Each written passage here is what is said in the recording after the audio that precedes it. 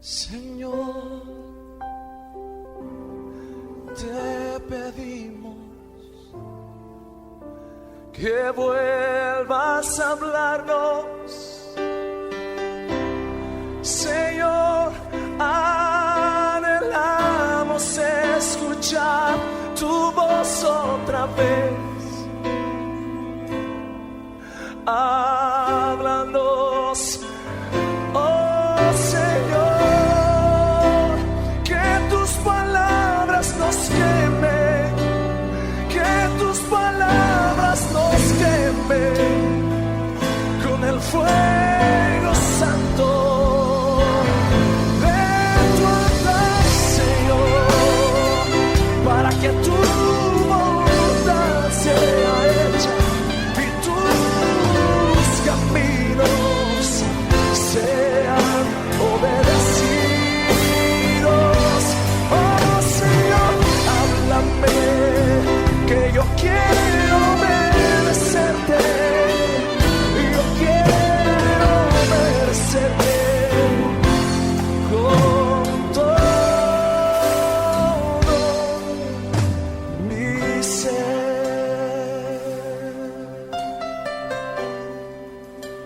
A partir de este momento, compartimos un mensaje del pastor y maestro en la palabra, Osvaldo Rebolleda. En esta clase de Escuela de Gobierno Espiritual quería compartirles una enseñanza que lleva como título Desenmascarando la hechicería. Por supuesto que este título tiene que ver con desenmascarar algo que está encubierto en las congregaciones y en la vida de los cristianos. Ese es el motivo por el cual vamos a compartir esta enseñanza. Desenmascarar justamente es eso, es sacar la máscara a algo que está tapado, está oculto, para que la verdad pueda ser manifestada. Esa es la idea de esta enseñanza, de pronto saber que se encuentran y hay actitudes entre nosotros que, por supuesto, que no son generadas por la voluntad del Espíritu, sino que son patrones de comportamientos humanos que muchas veces traemos antes de conocer a Cristo, antes de conocer al Señor, antes de empezar a vivir una vida guiada por el Espíritu. Podemos tener patrones de comportamiento. Esos patrones de comportamiento muchas veces traen el origen en las tinieblas totales, absolutas. Y no nos damos cuenta que al pasar a caminar en la luz podemos traer esas actitudes tenebrosas y las llevamos en nuestra vida y las aplicamos, y a veces no entendemos que pueden ser graves. No parecen tan graves porque muchas veces no se identifican. Toda verdad que permanece oculta no parece una mentira hasta que queda en evidencia. Entonces, el ámbito de la escuela es bueno porque nos va a permitir aprender o desenmascarar, correr ese velo que impide ver la verdad o la gravedad que tiene este tipo de actitudes, y vamos a tratar de hacerlo a través de las palabras. Hoy nosotros vivimos un tiempo de globalización mundial. La globalización tiene que ver con que todo el planeta persiga una tendencia. Esa es la idea de la globalización, el perseguir una tendencia. Porque como las comunicaciones nos han acercado tanto entre los diferentes continentes, indudablemente a la hora de negociar, de convivir o de intercambiar cosas, las distancias se han acortado tanto que es imposible que no seamos afectados por lo que pasa del otro lado del mar. Cosa que hace muchos años no tenía nada que ver, absolutamente. O sea, cuando pasaba algo en Europa acá ni te enterabas, y si acá pasaba algo allá ni se enteraban, no los afectaba. Hoy las comunicaciones nos han acercado tanto que parece que lo que pasa en Europa o lo que pasa en Estados Unidos está tan cerca de nosotros que es como si estuviera a la vuelta de nuestra casa. Afecta nuestra cultura, afecta nuestra manera de vivir. Lo que se empezó a usar en Europa se termina usando acá. Lo que se habla en Estados Unidos, el tema de conversación o la visión del mundo está acá. En las negociaciones tampoco eso ha cambiado. Hubo momentos en donde de pronto hacer negocios en el continente europeo no tenía absolutamente nada que ver con el continente americano. Así también en Asia, en África. Pero hoy en día las comunicaciones hacen que personas que tengan un negocio acá estén conectados a Internet para saber cómo está el dólar allá. Cuál es la tendencia, cuál es el cambio. Y si sube algo allá o hay un golpe en la economía, todos nos vemos afectados por eso. Globalización tiene que ver con que todo entra en una misma dimensión. Por eso el mundo ha sufrido algunas crisis. Por ejemplo, en la economía, las crisis del mercado, Lo que pasa en otro lado puede afectarnos a nosotros. La guerra en Medio Oriente despertó en un momento determinado un efecto en el petróleo que nosotros también, aunque tengamos petróleo en nuestro país, el precio del barril a nivel mundial cambió y acá terminamos siendo afectados por esos cambios. Son cambios a nivel mundial. La iglesia va cambiando a nivel mundial, las modas van cambiando a nivel mundial, el clima va cambiando a nivel mundial. La tala de los bosques en algunas naciones de la tierra está afectando al mundo entero. Hay países que están viviendo o sufriendo la crisis que se genera en otro lado a través de la contaminación mundial. Es decir, si nosotros tiramos desperdicios en el mar, también estaremos afectando a todas aquellas costas que el mar visite, más allá de que ellos no tengan nada que ver con nosotros. Cuando tiramos a la atmósfera cosas que parecen inofensivas, pero que están prohibidas en las fábricas, en las industrias, estamos afectando la atmósfera. Y no nos damos cuenta que el calentamiento global no es la responsabilidad de un país, es de todos. Entonces el mundo, que parece tan grande y tan extenso, se termina reduciendo y parece muy pequeñito a la hora de las comunicaciones. Haces un clic y estás en Europa, Es como que estamos conectados absolutamente. Hoy podemos estar chateando con una persona que vive del otro lado del mundo y podemos estar durante horas hablando y mirándonos, visitando la cocina del otro por medio de las imágenes, cuando eso parecía una cosa muy lejana en un momento de la humanidad. ¿Y qué tiene que ver esto con la hechicería? Tiene que ver con el pensamiento y la visión de un solo cuerpo que tiene que tener la iglesia. Es decir, cuando en el mundo no se toma conciencia que mi maldad puede afectar al otro, es un egoísmo, es un acto de orgullo, es un acto que no nos damos cuenta el gran perjuicio que causa en otras personas. Yo tiro desperdicios y pienso que bueno, de última los tiro, total, si a mí no me pescan y no me cobran una multa está bien. El problema es que no me estoy dando cuenta que estoy afectando a otros, incluso a generaciones que vienen. Esto también ocurre en la iglesia. La iglesia también es global, es corporativa, porque la Biblia dice que nosotros somos un cuerpo, somos el cuerpo de Cristo. ¿Sí? Eso significa de que todo lo que pase dentro del cuerpo indudablemente nos afecta, nos va a afectar a todos. Eso es una lógica, porque si me pasa algo a mí en un dedo del pie, aunque ese dedo del pie no parezca tan importante, está afectando todo mi cuerpo.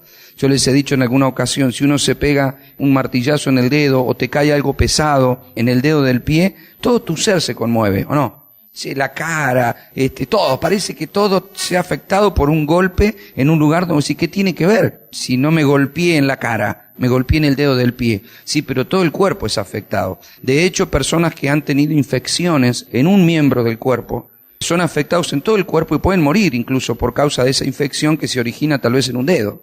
Entonces nosotros vemos que eso trae fiebre, que trae grandes problemas a la vida, riesgos de vida a una persona porque una infección en un miembro produce una hecatombe en todo el cuerpo. Entonces nosotros tenemos que tener conciencia de cuerpo. Diga conmigo, conciencia de cuerpo. Y eso quiere decir que todo lo que le ocurra o lo que haga o lo que le afecte a uno de los miembros puede afectar a todo el cuerpo. Lo que le afecte a un país puede afectar a todas las naciones. Lo que afecte en el mercado puede afectar a todas las naciones. Lo que afecte a una persona afecta a toda la iglesia. Y eso nos tiene que traer a nosotros conciencia de cuerpo. Por eso, cuando se habla en el mundo de conciencia global, lo que se está manifestando es, tengan cuidado con lo que hacen porque nos está afectando a todos. O sea, el desarme nuclear que algunos países procuran, está basado en el efecto contrario que pueden padecer otras naciones. O sea, las presiones de las Naciones Unidas para que países se desarmen atómicamente persiguen un solo objetivo. Nos pueden matar a todos. Acá estamos en riesgo todo. Entonces le ejercen presión para que los otros desactiven bombas que han ido haciendo durante el tiempo y que hoy sabemos que si eso explota el mundo se termina. Entonces hay una presión que se ejerce desde afuera para que la corten con una bomba, nos van a matar a todos. Esa es la idea. Esa es la conciencia. Por eso en la iglesia tenemos una presión que tiene que ser en nuestra conciencia, en nuestro espíritu, en la convicción que traiga el Señor de saber que si algo de tiniebla opera en nosotros va a afectar a todo el cuerpo. Por eso la hechicería, de lo cual quiero hablar en esta tarde, tiene mucho que ver con esto, porque cuando la hechicería se mete sutilmente y no es detectada, está afectando todo el cuerpo aunque no nos demos cuenta. Y estamos haciendo un grave daño. De hecho, la hechicería se manifiesta no solo en el ámbito de una congregación, la cosa parte desde la familia. El liderazgo en realidad es una capacidad que todos llevamos dentro, Es la capacidad de encontrarte con una visión, con entender propósito, con encender una pasión para perseguir esa visión y que otros indudablemente vean que estás caminando con luz. Eso hará que otros te sigan. Eso significa liderazgo. Ese liderazgo comienza en la vida, no comienza en el templo. Cuando se habla de liderazgo, muchos piensan que quiero ser un líder en la iglesia. Y ya pensamos que iglesia es congregación y encima pensamos que el liderazgo es gobernar a otros. Dios nunca nos puso ni designó al hombre para que el hombre gobierne al hombre. Dios puso al hombre para que el hombre gobierne la tierra, pero que Dios lo gobierne al hombre. Es decir, bajo el gobierno del hombre, el Señor le dijo a Adán, fructificá, multiplicá, llená la tierra, señoreá, sojuzgá, es decir, sé señor, sé juez, está todo bien, pero siempre y cuando estés bajo mi gobierno. El hombre fue creado para ser gobernado por Dios. Por eso nosotros recuperamos el gobierno del Espíritu en nuestra vida. El Espíritu Santo es el que nos tiene que gobernar. Cuando Él nos gobierna, nosotros haremos lo correcto. Cuando hacemos lo correcto con pasión, porque se nos encendió la visión de nuestro propósito, hay gente que va a ver que estamos caminando y sabemos a dónde vamos. Cuando una persona camina y sabe a dónde va, automáticamente es líder. Si uno está en un lugar totalmente oscuro y alguien tiene una linterna, ese que tiene la linterna se convirtió en un líder. Automáticamente. No importa si el más vivo o el más tonto, tiene la linterna, suficiente, a este tenemos que seguirlo. En la vida es así, cuando a alguien se le enciende la luz, cuando alguien sabe a dónde va, cuando alguien recupera sentido de propósito en la tierra, automáticamente va a haber gente que te sigue. Ahora, uno tiene que filtrar siempre el gobierno de Dios sobre la vida de uno, porque cuando hay gente que te está siguiendo, es peligroso que te desvíes y que en un momento determinado te digas cristiano y no te das cuenta que estás siendo guiado por tu propia mente, por tu propio corazón y no por Dios. Y ahí es donde entran juegos perversos y ahí es donde espíritus inmundos empiezan a cobrar gobierno en un lugar donde no tendrían que figurar. Porque hechicería tiene que ver con la manipulación, tiene que ver con la intimidación, tiene que ver con el gobierno que procura ejercer una persona con otra utilizando mañas. A veces cuando uno habla de hechicería lo lleva al ámbito exacto de la brujería. Y por cierto, la brujería es hechicería. Pero yo quiero hablar de hechicería en la iglesia. No quiero meterme en el ámbito de los brujos y de los curanderos que utilizan la hechicería como formas para hacer sus maldades. Yo me refiero a la hechicería en la iglesia porque la hechicería es muy sutil. No es un conjuro del vudú, no es no va a haber un hermano en la iglesia atando trapos y prendiendo velas y enterrando sapos ni matando pollos. No es la idea. La idea de la hechicería tiene que ver con una manipulación. Tiene que ver con implantar ideas. Tienen que ver con ser escuchado, ser oído. Tiene que ver con salirme con la mía. Tiene que ver con implantar mi visión. Tiene que ver con meter mi yo para que de una u otra manera pueda ser protagonista y cobrar dominio o cobrar autoridad a través de mis pensamientos, a través de mis palabras, a través de mis ideas. Vamos a detectar la hechicería primero a nivel personal o a nivel familiar, para que usted poco a poco se va a ir dando cuenta y lo va a ir asociando a cómo se produce en la iglesia. Cuando, por ejemplo, en el hogar o en el ámbito del hogar, un niño empieza a hacer berrinche, empieza a llorar, y a pedir, a reclamar que se le compre algo o se le dé algo. Y la madre le dice que no. No, le dije que no, les puede comer. Por ejemplo, si quiere comer una golosina o algo. No, le dije que no. Entonces empieza a hacer berrincho, se porta mal, o grita, o llora, o se tira al piso, o rompe las cosas. Bueno, toma, te lo doy, cállate la boca. Eso es hechicería. Es decir, manipula de alguna manera a través de sus hechos para salirse con la suya. Hay un engaño detrás de todo eso. Quiero que usted vea por qué la palabra hechizo, es decir, la palabra en el original de hechicería, no del griego de la Biblia, sino en la composición de la palabra, tiene que ver con fármacos, la palabra fármacos, de donde deriva la palabra farmacia. Es como cuando a una persona la drogás. Y si yo no quería hacer eso, ¿quién me drogó para que termine haciendo eso? O sea, ¿de qué manera no pude tener control de mí mismo? Es decir, el medicamento me drogó. Por eso voy a una droguería. La droguería te vende que droga. Está bien, la droga en el buen sentido controla una enfermedad. Pero fíjense en ustedes que la idea de la droga es afectar al cuerpo. Entonces cuando vos ves un joven que toma droga, la droga no lo lleva por donde él quiere, sino por donde la droga quiere. Es decir, según el ambiente, es manipulado por medio de eso para terminar haciendo lo que no quiere hacer.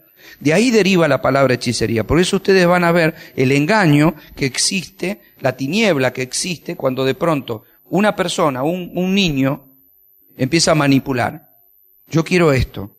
Y ahí existe un engaño. Él sabe que si por un lado no lo consigue, le conviene ir por otro hasta que lo consiga.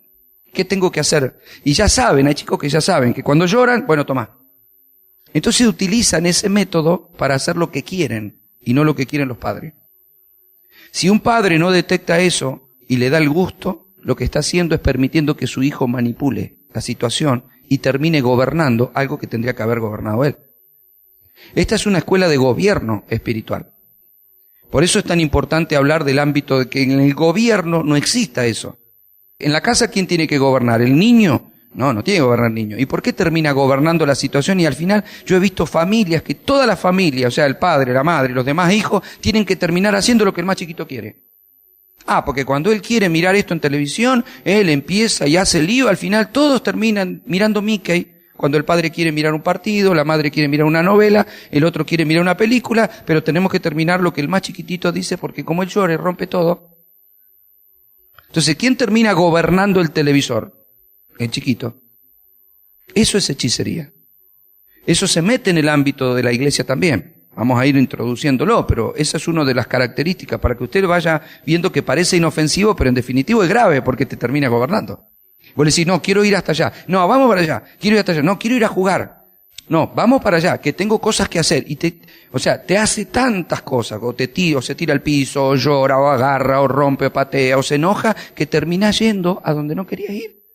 O sea, quiero que ustedes vean ahí, que noten ahí, encuentren ahí el ámbito de la perversidad. Que un chiquito así te terminó llevando a donde vos no querías ir. ¿Cómo puede ser? Bueno, pero lo que pasa es que si no, me hace tanto lío que al final prefiero darle el gusto.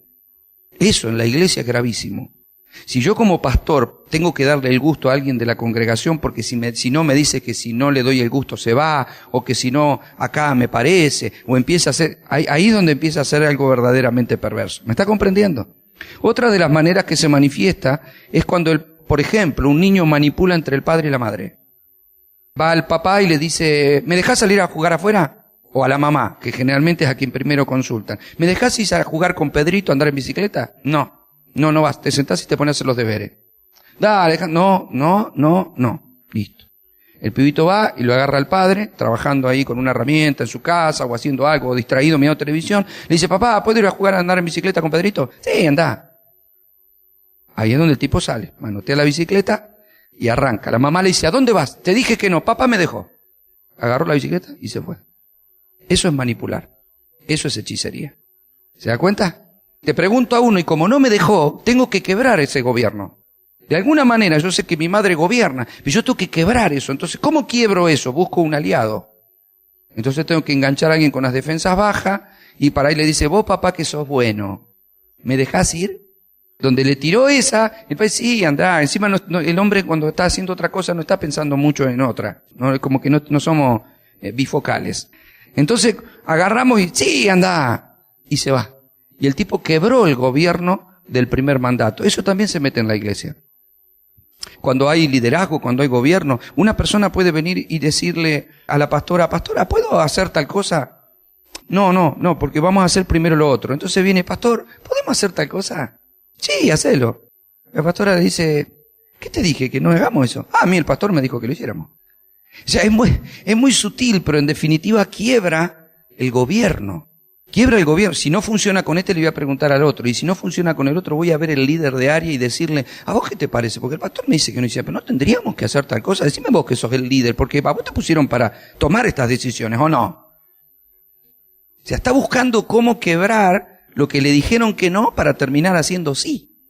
Por eso es grave la hechicería de esa manera. Hay otra manera, los nenes que miran el beneficio de otro para esperar el propio, es decir, cuando una persona empieza a señalar que a otro le compraron, por ejemplo, ahora me toca a mí. Si le compraste a él, está bien, yo no tengo problema, ahora cómprame a mí. Esto suele pasar a veces en el matrimonio, o sea, el hombre le dice a la mujer, yo te compro un hermoso vestido, pero después yo me quiero comprar una herramienta. O sea, yo te compré el vestido y no me callé la boca, ahora déjame que me compre. Y capaz que ella ya le había dicho que esa herramienta no la quería. porque no era el momento para comprarlo. Entonces te rebuscás cómo hacerlo y primero le cedo a ella para después darme el gusto yo. A veces pasa con los hijos. Es decir, le compraste zapatilla a uno y el otro se quedó piola y no dijo nada, pero va a pasar 2 o 3 días donde viene el ataque. ¿Me podés comprar otra cosa? No, en este momento no puedo. Ah, pero a él le compraste la zapatilla. Ah, ¿viste? Ahí está. Entonces vos sentís que culpa. Entonces no podés basarte en la verdad de tu economía y en el gobierno que programaste, porque vos programaste que todavía esto no, tal vez el mes que viene sí, pero como te hace sentir culpable y vil, ¿qué le tenés que decir? Bueno, está bien, después vemos cómo hacemos, lo hablo con tu padre o lo hablo con tu madre y vemos cómo te lo compramos. Te manipuló. En definitiva terminás comprando algo que no programaste comprar, pero como le compraste al otro. Eso se mete en los matrimonios. Eso se mete en el ámbito de la familia. Ah, vos te compraste eso para el auto, ahora comprame esto a mí. Ah, vos te compraste un pantalón para vos, entonces yo quiero comprarme también esto, tengo derecho. Eso es manipular una situación. Te dije que no. O sea, porque si tengo una familia numerosa y le compré a uno, no tengo por qué comprarle a todos. Le compré a uno. Yo sé cómo administrar y sé cuándo voy a comprar. O sea, se quiebra el gobierno cuando se manipula la acción. Ustedes me están comprendiendo. Esto también pasa en el ámbito de la iglesia. Cuando, por ejemplo, un hermano me dice, ¿puedo, pastor, cantar una canción? Sí, hermano, ¿cómo no? Cantaba una canción. Preparó una canción y la cantó y después viene otro y me dice, pastor, ¿puedo cantar una canción? No, hermano, por ahora, pero usted lo dejó cantar a él. Yo también tengo derecho a cantar. Yo también tengo derecho. ¿Me está comprendiendo? O sea, si yo deje hacer algo a alguien, es muy probable que otro me reclame que le deje hacer lo mismo. ¿Por qué? Y porque cada uno recurre a lo suyo. Yo quiero esto. O sea, si lo dejaste cantar al otro, ¿por qué no me dejaste cantar a mí? Usted no sabe cómo pasa eso en la iglesia. Personas que vienen y dicen, no puedo creer que fulano esté cantando. ¿Por qué está cantando fulano y no estoy cantando yo? Y porque a mí se me dio la gana de dejar que cante fulano. O sea, entonces va a buscar la vuelta y si no encuentra el aliado o el lugar para que le permitan hacer tal cosa, le va a preguntar a otros. Lo va a conversar con otros. Y yo también tengo derecho. ¿Por qué lo dejan a fulano y a mí no me dejan? ¿Me está comprendiendo? Otra manera es que los hijos amenazan con irse de la casa. Por ejemplo, si no me dejas hacer eso, no me dejas escuchar la música fuerte, yo me voy, me tenés podrido, me voy a ir, así me tenga que ir a la calle, aunque me muera de hambre, aunque tenga que afanar para irme, pero me voy. Claro, un padre o una madre no quieren que un hijo se vaya de la casa y menos cuando le está planteando un panorama de corrupción detrás de eso. O sea, no me importa si tengo que robar, pero yo me las voy a arreglar solo y me voy. Entonces el padre o la madre terminan cediendo a lo que el hijo quiere, poner la música como te gusta, pega el portazo, no trabajan todo el día, pero de última no le digo nada porque no quiero que se vaya. Prefiero tenerlo en casa como está y no tenerlo afuera. Es una reacción lógica de un padre, ¿sí o no? Sin embargo, te manipuló la situación. El tipo tiene su propio ambiente donde hace lo que se le da la gana, no acomoda nada, música a fondo, y si no te amenazas, si no me voy. Y vos decís, bueno, antes de que se vaya lo dejo acá. Está bien, quédate como quieras. Es preferible por lo menos tenerte y no que te vayas. Eso también se mete en el ámbito de la iglesia. Cuando una persona quiere vivir de determinada manera o no quiere estar bajo las presiones que se puedan manifestar en una reunión o en una manera de llevar adelante la iglesia, hay personas que dicen, a mí no me gusta esto. Si a mí me piden que yo haga esto, yo me voy. Yo no me congrego más. Ahí donde viene el pastor y dice, no, antes que no te congregues, no lo hagas, pero no te vayas. ¿Por qué? Porque es preferible y nosotros sabemos y cargamos con la carga o la responsabilidad de lo que para Dios valen las almas y que Él a mí me va a demandar lo que hice o no hice con personas que me entregó. Entonces, si a mí Dios me entrega el pastorear a una persona que me está diciendo, si vos a mí no me dejás, yo me voy. Entonces muchas veces, y ahí está el error, porque eso estamos desenmascarando, porque es algo casi inconsciente, bueno, está bien, quédate, por lo menos así, pero por lo menos estás. Es como cuando se elige un gobernante que dice, bueno, roba, pero por lo menos hace. O sea, eso es corrupción. Porque en definitiva el tipo te roba, pero te manipuló para seguir gobernándote tu vida. El tipo te roba, pero te gobierna. Y vos, chocho, y lo volví a votar, ¿viste? Porque el tipo, yo sé que roba, pero por lo menos hace. O sea, lo terminás dejando que de una u otra manera siga ejerciendo gobierno. Hay personas que hacen eso en la iglesia, se quieren salir con la suya, como no encuentran un ámbito o un respaldo, en definitiva van a encontrar la manera de poder ejercer gobierno. ¿Me está comprendiendo, iglesia? Por otra parte, los que sacan a relucir lo acontecido hace mucho y los errores cometidos, están manipulando y están haciendo uso de la hechicería. Eso se nota en el ámbito de la familia. Cuando de pronto un chico te sacó en cara algo que hiciste mal, porque vos me dijiste que me iba a dar tal cosa hace 2 años, y ya te lo sacó a reclamar para manipularte la situación de hoy. Es decir, como vos me dijiste algo y no lo cumpliste, hoy resarcí todo eso. Te terminan cobrando lo que te pasan factura de lo que no hiciste. Si, por ejemplo, una persona no le pudo festejar el cumpleaños a su hijo, porque estuvo en un momento de crisis y de dificultad, cuando le llega al otro la etapa del cumpleaños y se la festejó, el otro reclama automáticamente, cuando yo cumplí los años no me lo festejaste. Esa persona va a pedir algo a cambio. Está bien, si no me festejaste el cumpleaños, no me lo festejaste, pero por lo menos ahora que estás bien, cómprame esto. Si te sacó lo que te pidió, te acaba de manipular. Eso es hechicería. Son las facturas de otros tiempos. Es cuando una esposa o un esposo le echa en cara a la otra lo que pasó en el año 76. Y vos me dijiste, y no te acordás lo que me dijiste, y lo saca en cara hoy para que la otra persona de una manera u otra se sienta mal y termine renunciando a sus derechos y termine aceptando lo que la otra persona está pidiendo. Sigue siendo manipulación y sigue estando dentro del ámbito de la iglesia. ¿Sí? Como los seres humanos no somos perfectos y el gobierno no es perfecto, hay gente que te va a reclamar si hiciste algo mal para sacarte algo y para sacar provecho. Como muchas veces en la dirección de una congregación vos podés cometer el error y dijiste vamos a hacer tal cosa y después bueno no funcionó y dejamos de hacerlo, no va a faltar quien venga y te diga, ¿se acuerda pastor que usted dijo que había que hacer esto porque esto era de Dios? Como diciendo, y ahora si era de Dios, ¿por qué ahora no ocurre? Si usted dijo que era de Dios, ¿por qué no funciona? Entonces, ¿qué va a hacer esa persona? Y va a tratar de decir, bueno, y ahora hace lo que yo digo, entonces yo también tengo derecho a opinar. Entonces terminamos manipulando. ¿Sabe que en el gobierno, en la iglesia, el gobierno tiene que ser la teocracia y no la democracia? Teocracia significa que Dios es el que tiene que gobernar y nosotros tenemos que movernos bajo el gobierno de Dios. Por eso es tan importante que los que estamos liderando nos dejemos gobernar con Dios, porque de lo contrario vamos a terminar gobernando la iglesia con nuestras propias ideas y eso es peligroso. Porque Dios no me llamó a mí a gobernar la iglesia, a gobernar gente, sino a ejercer un liderazgo desde la conexión y desde la obediencia al Espíritu Santo. La democracia puede ser un buen sistema de gobierno para los seres humanos a nivel natural, pero en la iglesia la democracia es perversa. Hay gente que piensa que la democracia es buena, como vivimos en democracia. Piensa que y yo quiero decirle algo, la dictadura es tan perversa como la democracia. No estoy hablando ni de dictadura ni de democracia. Pero hay gente que ejerce la dictadura para la iglesia y eso es hechicería. Y hay otros que ejercen la democracia y eso también será hechicería. Y les voy a explicar por qué. Cuando en un país la gente quiere que el gobierno haga determinada cosa que dijo que no va a hacer, le metemos un piquete. Le hacemos un paro, le quemamos goma, le cantamos, le gritamos, le hacemos un cacerolazo, pero tenemos que conseguir que revea su voluntad y la cambien y hagan otra cosa. O sea, cuando la gente sale con las cacerolas, o cuando de pronto queman goma, yo no estoy hablando, y quiero que me entiendan bien, yo estoy llevando un paralelo a lo que es la vida espiritual. No estoy diciendo que en la democracia está mal el reclamo legítimo, no estoy hablando de eso. El reclamo legítimo, yo no tengo problema con eso, si estás haciendo un reclamo legítimo, hacelo. La democracia te da ese derecho, pero cuando lo metes en la iglesia es perverso. Es cuando se juntan algunos para hacer la queja, para terminar manipulando y terminar cambiando algo que determinó Dios. Supuestamente lo determinó Dios. Ahí cabe mi responsabilidad. El piquete no sirve, sirve la oración, hacerle reclamo a Dios.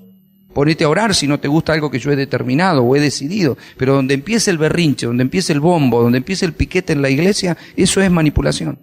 Yo te hago y te corto las calles y te impido y te trabo todo hasta que saques esta ley. Cuando saques la ley yo levanto la carpa, levanto los bombos, abro las calles y seguí normal. ¿Se da cuenta que detrás de eso hay gente que con un bombo pretende gobernar a una nación? Por eso es perverso. Porque no es la idea de Dios para el gobierno de la iglesia que alguien con queja cambie las cosas, sino que las cambiemos desde el ámbito del espíritu. Por eso democracia sigue siendo muy peligrosa. Cualquier tipo de amenaza, si no haces esto, hago aquello, si no venís no voy, si no me llamás no vengo, todas esas amenazas son hechicería. No, yo no fui porque no vinieron a buscar, a mí si no me vienen a buscar no voy, a mí si no me llevan no vengo, a mí si no me hacen no ellos, a mí si no es decir, toda amenaza dentro de las congregaciones son hechicerías.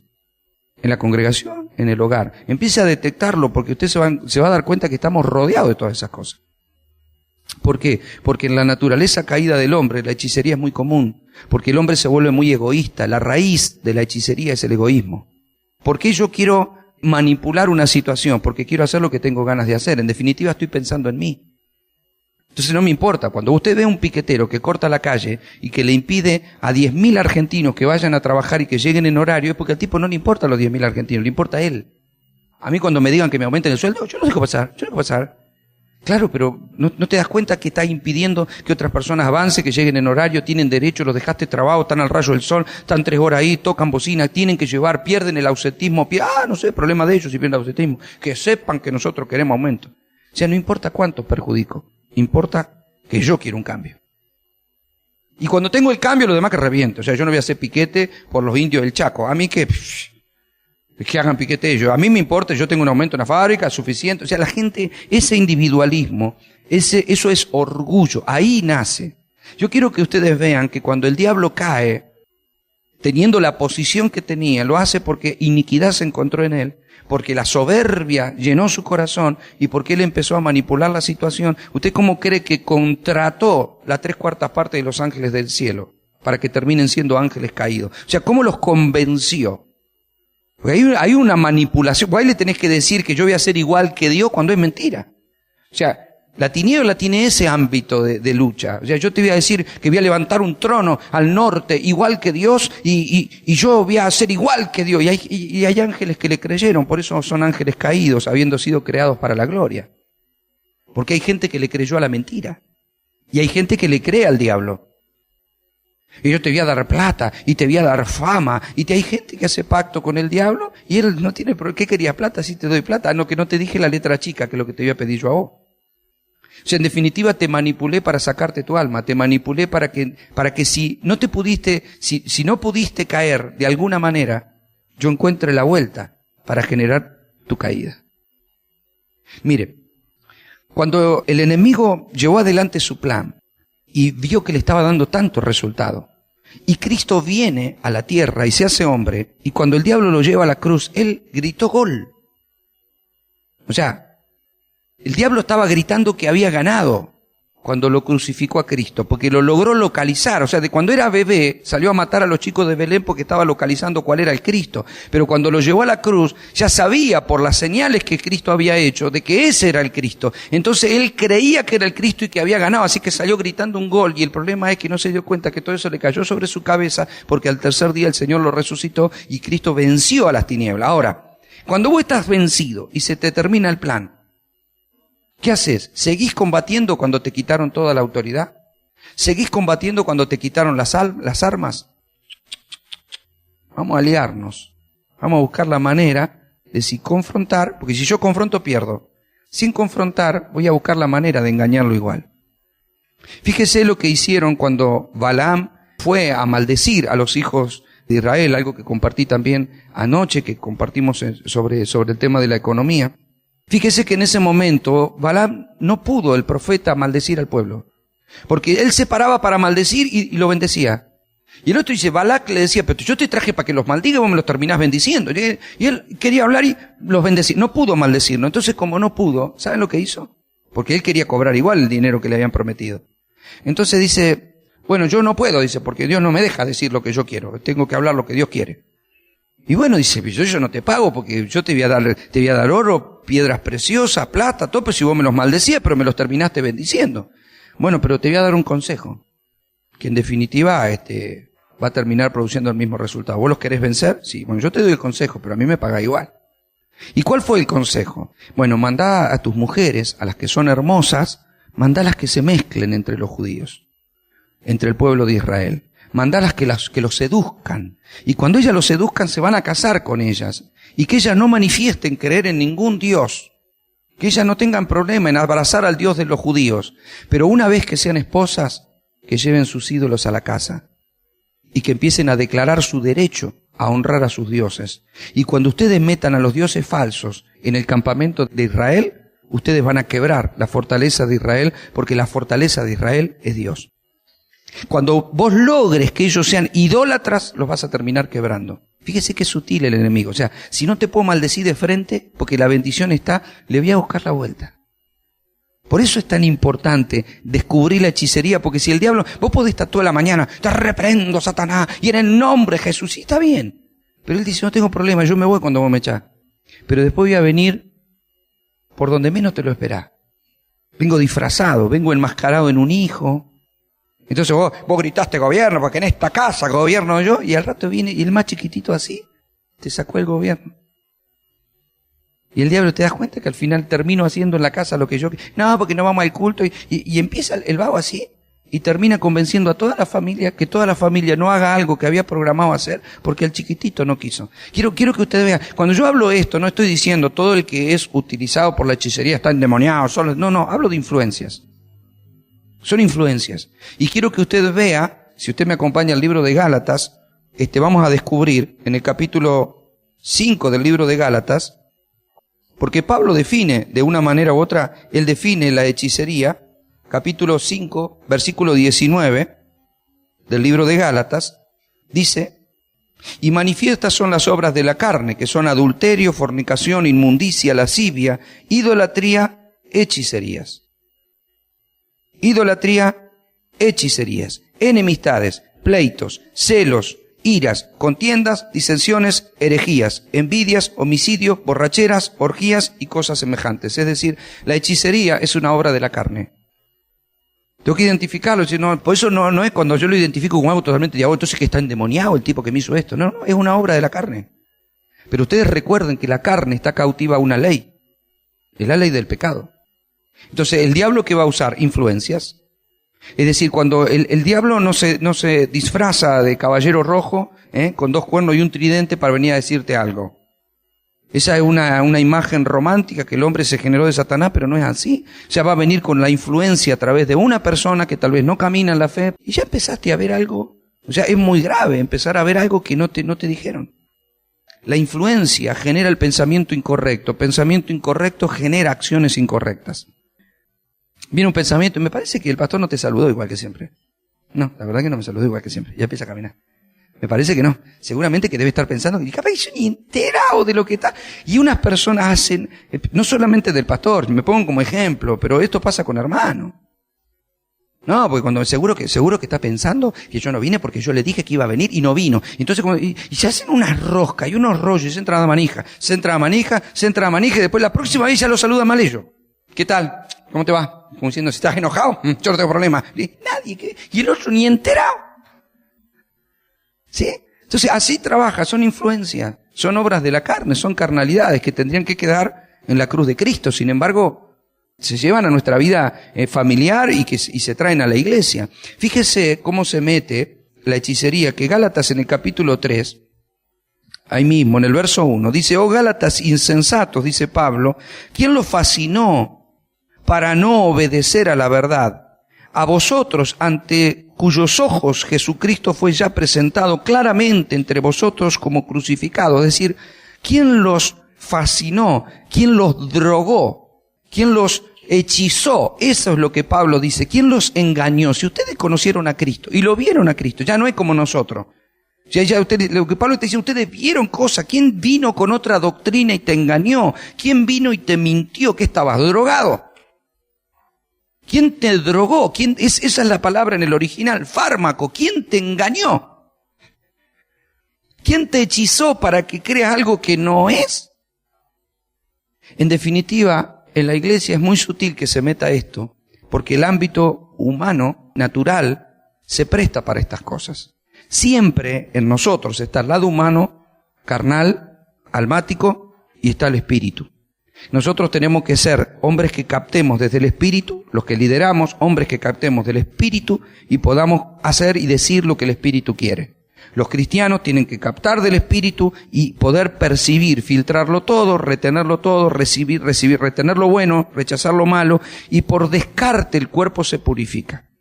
Fíjese que como esto es corporativo, cuando uno come, mi cuerpo no se queda con todo lo que como, gracias a Dios. Descarta y desecha todo lo que no sirve. Por eso cuando lo desecha con olor a podrido, porque no sirve. Eso es lo que hace el cuerpo, descarta por naturaleza. El cuerpo de Cristo, cuando se mantiene en la sintonía del Espíritu, ustedes recuerdan que el cuerpo de Cristo es un cuerpo espiritual, no es un cuerpo natural, es un cuerpo espiritual. Cuando el cuerpo está sano, todo lo que no sirve lo rechaza. Cuando un cuerpo está enfermo, a veces se queda con toxinas, y eso hace que la persona se contamine, ¿sí o no? Cuando los riñones no funcionan bien, cuando de pronto la persona no filtra. Los riñones son filtros que tienen que filtrar. Pero cuando el cuerpo no funciona bien, uno se puede enfermar por causa de lo que come. Y si come mucha porquería, uno se empieza a sentir mal, ¿o no? Si tuve un exceso de porquería, anoche comí cosas que me hacen mal, comí mal, entonces todo mi cuerpo se descompone porque recibí mucha basura. Pero aunque yo reciba basura siempre, porque siempre vamos a estar recibiendo basura, pero siempre que yo coma cosas que no son buenas, con otras cosas que sí son buenas y mi cuerpo está sano, mi cuerpo va a rechazar todo lo que no sirve. Todo lo que no son proteínas, todo lo que no sirve lo va a rechazar y el cuerpo se mantiene sano y crece. Fíjese que un bebito, ¿cuál es el problema que tiene? Que el bebito empieza a ingerir comida y el cuerpo no reconoce las comidas. Porque en el vientre de su madre se alimentó por el ombligo. Cuando nace, le empezaba a meter comida y el cuerpo no reconoce. Entonces siempre los bebés tienen como diarrea continua, constante, hasta que se empieza a acostumbrar el cuerpito.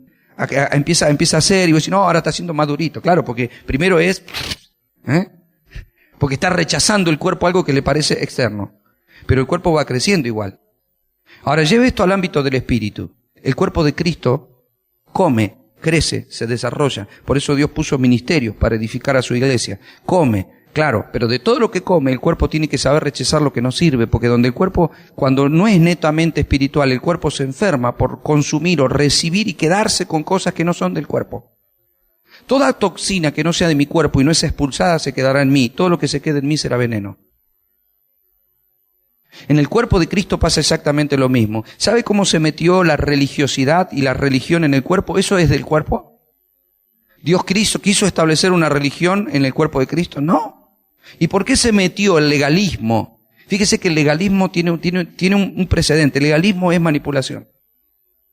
Es intimidación. Por eso es hechicería pura.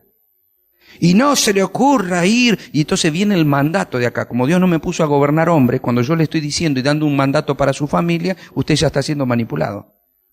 No voy a ir porque dice el pastor que no me deja ir. ¿Quién? O sea, ¿dónde en la iglesia el pastor te puede decir que no te deja hacer algo? El pastor no está en la iglesia para no dejarte hacer algo. Dios me libre a mí de esa responsabilidad. A mí me toca decirte lo que Dios quiere y lo que Dios no quiere. Si lo vas a hacer o no, problema tuyo. Tenés que saber desde la revelación que tus límites afectan al cuerpo. Entonces, si vos querés ser la iglesia, hay cosas que vos no podés hacer. No porque yo te las prohíbo. La Biblia lo dice. En el gobierno teocrático de Dios, Dios dice que hay estas cosas que son pecado de muerte y que no se deben hacer. Si vos las elegís, sabés que estás eligiendo ser expulsado del cuerpo. No porque me echó el pastor, no. El cuerpo solo te va a expulsar. ¿Por qué? Porque el que camina en tiniebla no puede ser parte de la luz. Te aborta el cuerpo, porque sí solo. ¿Me está comprendiendo? Pero cuando de pronto se trata de decisiones personales, de mirar, de hacer, de tocar, no es mi problema. O sea, un pastor no puede estar para decirle a una persona, no, usted no tiene que mirar este programa de televisión, No hay problema. Usted sepa que tiene que conservar sus ojos en pureza. Vos sabrás hasta dónde y qué tiene que mirar. Y usted tiene que saber que lo que yo miro o hago lo afecta a usted. Y usted tiene que saber lo que usted hace y mira me afecta a mí. Pero de ahí a decirle una orden de que no tiene que hacer o mirar, oír o tocar, eso es intimidación, es manipulación. Sobre todo cuando viene detrás de eso una maldición encubierta. Eso es muy peligroso. ¿Sabe cuáles son las maldiciones encubiertas? Cuando te dicen, si usted no hace esto, maldito será con esto, le pasará tal cosa. Chao. Cuando una persona que está en el liderazgo de la iglesia dice cosas como esa, te está diciendo, te maldigo si llegás a hacer otra cosa a lo que yo te digo. ¿Se da cuenta por qué es tan perverso? Hay una gran perversidad en que yo te diga, y el que no viene a orar a las 5 de la mañana, así le va a ir, sus hijos se van a perder y la economía se les va a venir para atrás. Si yo te digo eso, te estoy maldiciendo totalmente. O sea, estás condicionado, o venís o sos maldito. Y como la palabra es soltada desde el cuerpo, usted no sabe cómo afecta eso. Eso es hechicería. La iglesia no tiene que caminar por manipulación. La iglesia camina por revelación. La iglesia no camina por miedo. Miedo es hechicería. Miedo es tiniebla. Entonces cuando el pastor quiere cobrar la imagen del miedo, empieza a querer funcionar en otra dimensión de gobierno que no es la teocracia. Empieza a funcionar en la dictadura. Es acá, el que pienso soy yo, el que defino soy yo. Yo sabe que yo no tengo temor en decirle estas cosas. Creo que decirle esto a la iglesia es sano. ¿Por qué? Porque cuando usted entiende que el Espíritu es el que nos tiene que gobernar y que yo para gobernar soy un gobernado por Dios, entonces usted va a entender de que es bueno seguir a Dios con libertad. ¿Cómo sé yo que soy libre en Cristo? Cuando vos te das cuenta que sos libre, nunca te vas a querer ir. Pero el que se quiere ir es porque se siente cautivo. ¿Me está comprendiendo? Y si una persona sabe que es libre en Cristo, no quiere irse de Cristo. ¿Quién se quiere ir de la libertad? A menos que vos estés siendo esclavo de algo. No, yo no voy a ir más porque yo me siento... Si vos te sentís esclavo es porque nunca fuiste libre o porque estás en un ambiente que esclaviza y no que liberta. Yo sé que esto cuesta mucho más. Nosotros en esta congregación hemos procurado en todo tiempo funcionar desde la revelación. Entonces tenemos que hablar de oración y damos 14 mensajes sobre la oración para que se te revele en tu espíritu que orar es bueno. ¿Por qué? Porque yo te puedo dar un solo mensaje de exhortación, de intimidación y de amenaza y mañana te pones a orar seguro. Pero no tendría que ser así. Fíjese en el hogar. En el hogar se supone que los padres le dicen a un hijo, ¿te quedás quieto? O comé y tendría que comer. Eso sería un gobierno sano, ¿o no?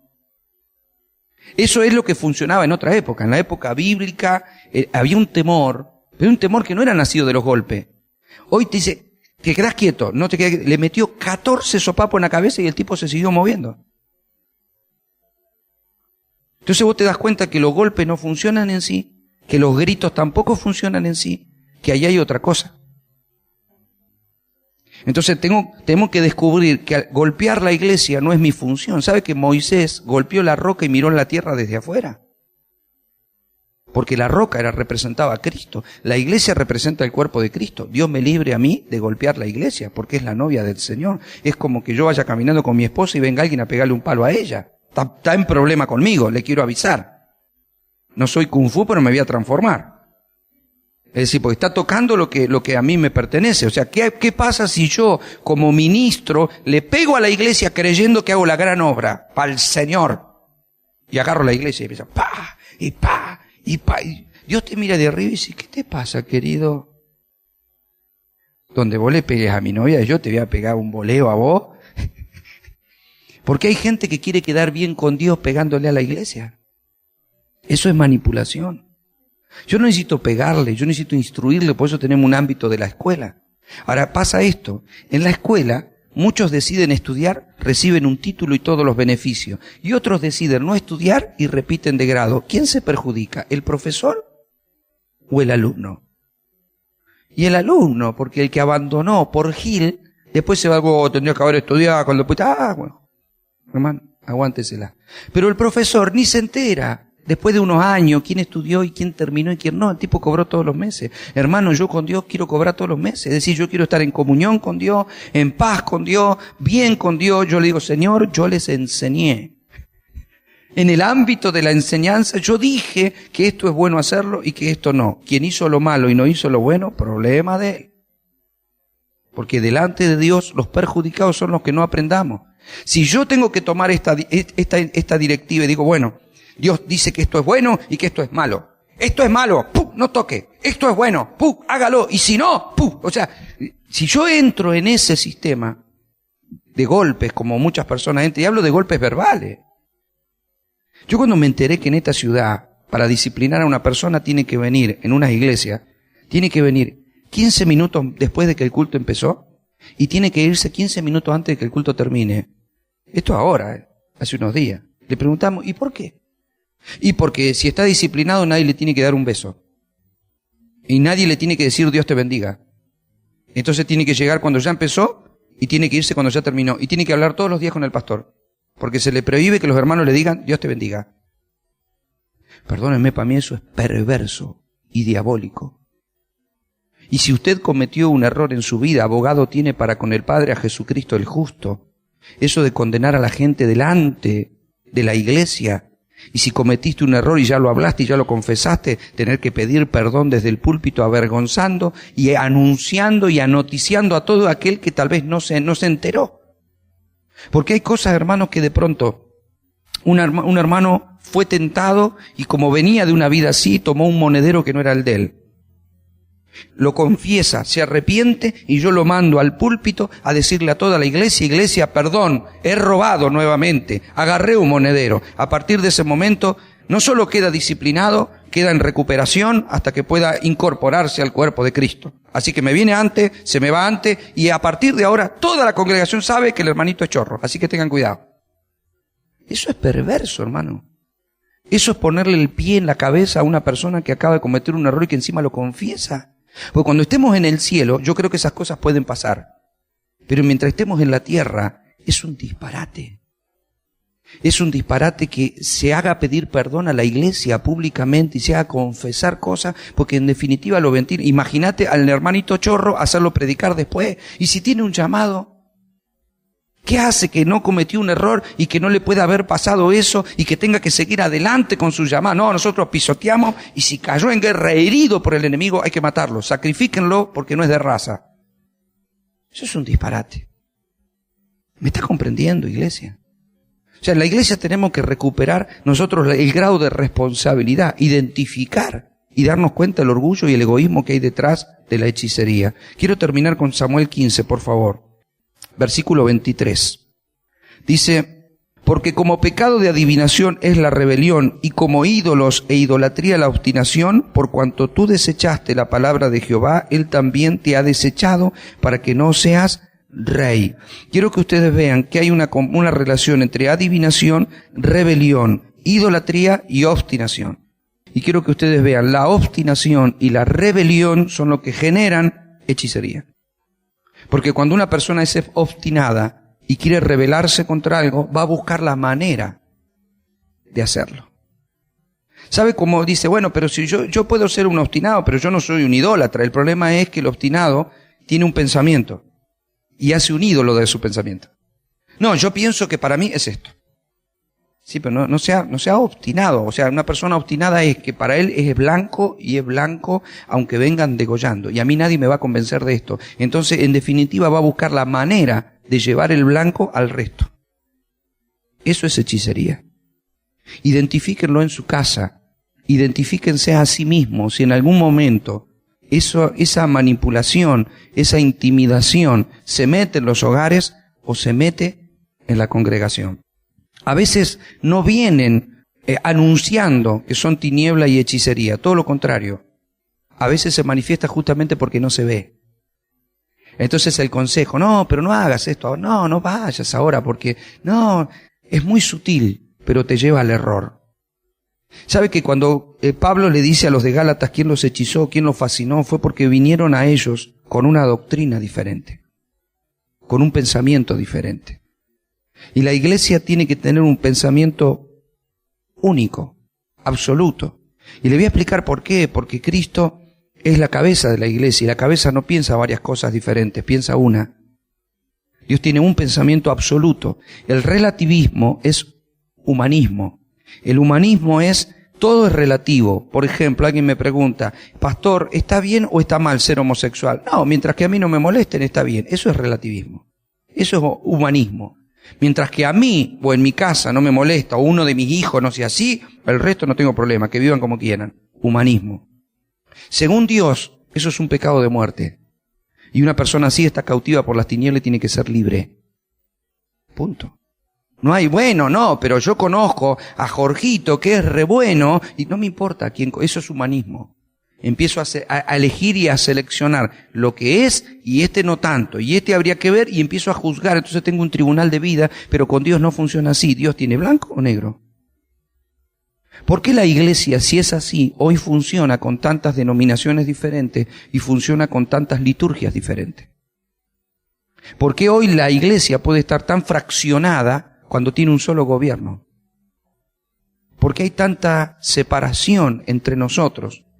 Fíjese esto, en Argentina hay un gobierno y generalmente hay una oposición, ¿verdad? Cuando la comuna que ejerce gobierno y ganó el gobierno en un lugar es de la oposición y no del oficialismo, pagan las consecuencias. Es decir, el gobierno oficial es esta comuna cuyo intendente es del oficialismo, no sabes cómo han recibido de todo, pero la otra que es de la oposición no ha recibido nada. Es decir, esas cosas ocurren en la democracia, porque hay división dentro de una misma nación. Somos todos argentinos, pero yo soy opositor. O sea, está la lucha, las diferencias, y ¿sabe cuál es el problema de la oposición? Que oposición es buena, pero se convierte en un problema cuando la oposición es despiadadamente orgullosa, porque lo único que pretende es el fracaso del otro, aunque todos los argentinos fracasemos por eso. O sea, la oposición cuando se sentó en el banco está esperando que el presidente fracase, porque la idea es, si fracasa él, subimos nosotros. No está pensando en el país, porque en el país lo mejor que nos puede pasar es que el oficialismo no fracase, sino que le vaya bien. ¿Me está comprendiendo? A algunos no les conviene el fracaso, siempre el fracaso hasta que yo esté arriba. Cuando yo esté arriba, bueno, no me hagan oposición, muchachos. Esa fragmentación, ese individualismo que se manifiesta en una nación, se manifiesta en el cuerpo de Cristo. Por eso hay competencias, teniendo un mismo gobierno, teniendo un mismo Dios, un mismo espíritu que nos gobierna a todos. Uno piensa así y el otro piensa así. Y aquellos no los saluden y aquellos saluden. Quiero decirle algo en esta congregación. Ustedes saluden a todos. Todos son sus hermanos, comprados por la sangre preciosa de Cristo. Y no me importa si alguien se bautizó solo en un nombre, si alguien se pone pollera, si alguien usa, porque yo voy contra esas cosas, pero voy con amor. Porque creo que esas cosas produjeron esclavitud en el cuerpo de Cristo. A mí Dios no me llamó, porque nosotros somos los que no usamos pollera, todos los que usan pollera son tarados. No. Son hijos de Dios y el Señor los ama. Están en áreas que para mí son de cautividad, porque Dios nunca le pidió que hiciera lo que está haciendo. Dios te pide que vistas modestamente, que el Espíritu te dirija hasta donde tu escote o la medida de tu pollera, pero no para que un hombre te diga hasta dónde y cuándo. ¿Me estás comprendiendo? Entonces yo voy contra el gobierno humano, pero yo no tengo problema con quien se dejó fascinar por ese pensamiento y puede matar por defender eso. No, esto el Señor dice. Claro, pero el Señor tal lo dijo, y no el Señor Jehová. Entonces la iglesia tiene que ir poco a poco como un picapedrero, rompiendo todas las fortalezas que se han levantado. Pensamientos que Dios nunca te pidió, prohibiciones que Dios nunca hizo, encontrar la libertad en Cristo. Libertad no es libertinaje. En la iglesia cambió de colores, pero no cambió los fundamentos. Los fundamentos tienen que ser apostólicos y proféticos. La oración y el ayuno no pasaron de moda. Eso no es religiosidad, eso es legalidad para estar y presentarse ante el trono del Señor. Entonces una iglesia que ora, una iglesia que ayuna, pero nunca desde la manipulación, nunca desde el gobierno humano, nunca desde las decisiones humanas. Usted nunca permita, si yo algún día me equivoco, nunca permita que el gobierno de un hombre le maneje, ni sea yo ni sea otro. Es el Espíritu Santo. Esto no es independencia para hacer lo que quiero. No, a mí Dios me dijo, hay gente que se va al otro extremo, a mí Dios me dijo que no viniera. Así me dijo un hermano en la congregación una vez. ¿Sabe qué, pastor? El Señor me dijo que no diezmara más. Míralo al Señor. Te dio permiso, No te dijo que había que venir a orar, pero te dijo que no diezmara más. Es decir, ese individualismo, cuando he generado el Dios me dijo, ¿sabes qué Dios me dijo? ¿Sabes qué Dios me mostró? Guarda, porque detrás de eso también hay hechicería. Porque cuando Dios no dijo, ahí está la oscuridad. Cuando mostrás un sueño, cuando mostrás una visión, cuando mostrás un pensamiento de algo que Dios te dijo y Dios no te lo dijo, guarda. Hay gente que dice, ¿sabe qué, pastor? El Señor me dijo que me daba, que en 5 días iba a estar predicando. En otras palabras está diciendo, el domingo déjame predicar a mí. A menos que yo vaya contra el sueño de Dios. Y Dios me dijo que ningún hombre se iba a poder oponer al ministerio que Él me dio. Claro, está diciendo, si vos te opones, el Señor te va a partir, ten cuidado, ¿Me estás comprendiendo? O sea, es muy sutil, pero todo esto se mete. Viene y dice, pastor, el Señor me mostró un sueño y ¿sabe qué? Me vi cantando. Claro, como no es parte del grupo, no me diga, ¿te viste cantando? Y el Señor me dijo que yo en estos días iba a empezar a cantar. Claro, te está diciendo, abrime las puertas. No tengo problema con eso, porque puede que reciba algo en verdad una persona. Puede que algo así Dios le muestre. Y puede que es verdad que necesite su espacio y tenga que tener su ámbito. No tengo problema. No todo es no. Que Dios me lo muestre, yo estoy dispuesto, estoy tratando de estar en sintonía, trabajo tiempo completo para el Señor, lo busco a la mañana, a la tarde, a la noche, busco, y si algo no recibo para eso, la iglesia tiene que ponerse sensible, y está bueno que el Señor me hable por medio de mi esposa, por medio del anciano, por medio de otro hermano, y dice, ¿sabe qué?